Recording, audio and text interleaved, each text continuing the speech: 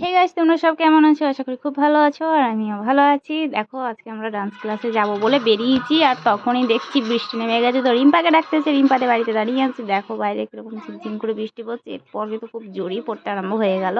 তো দেখো আমি কি করলাম, রিম্পাতে বারান্দাটায় বসে পড়লাম।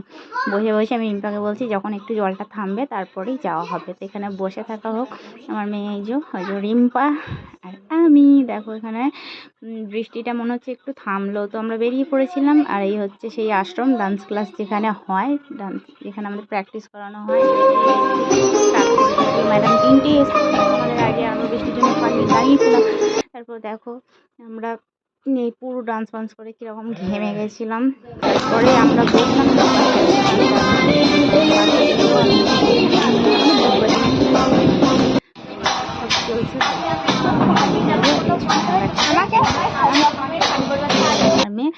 সন্ধ্যা হয়ে গেল, বাড়ি ফিরে পড়েছি। তো ভিডিওটা এই পর্যন্তই ফ্রেন্ডস, ভালো থাকবেন।